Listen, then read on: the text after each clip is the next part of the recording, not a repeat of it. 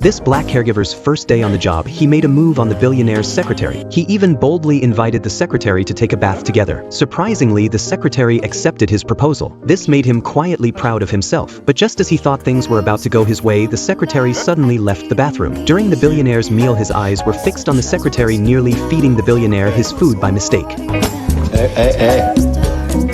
Pardon. Excusez-moi.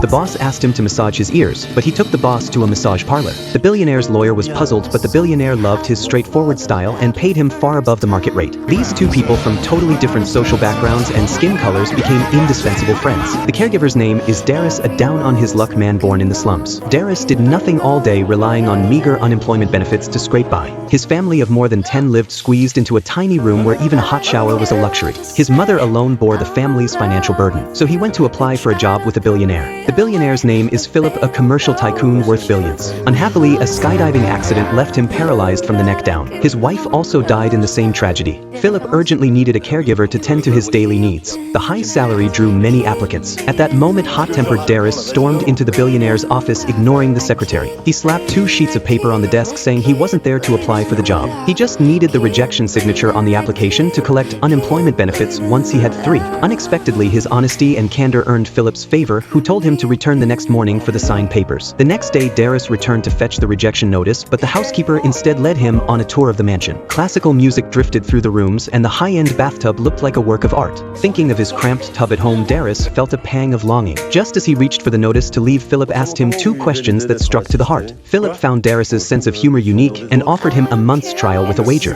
If Darius could last as his caregiver, he doubted he would make it through a week. Never one to back down, Darius surprisingly accepted the bet. After sampling the luxurious bathtub and grand bed, Darius began his caregiving career. But caregiving was a new field for him, and he fell asleep in the first training class, missing precious lessons. When he tried to transfer Philip to a wheelchair, he was overconfident and nearly caused an accident. Even more absurd, he used foot cream to wash Philip's hair and shampoo on his feet, leaving his head dry and his feet full of suds. When he learned he had to put flesh-colored socks on the billionaire, he strongly resisted but eventually complied. What Darius could not accept was being asked to wear white gloves to help Philip with bodily functions, since he couldn't move below the neck. This crossed Darius's line, and he firmly refused to do the job.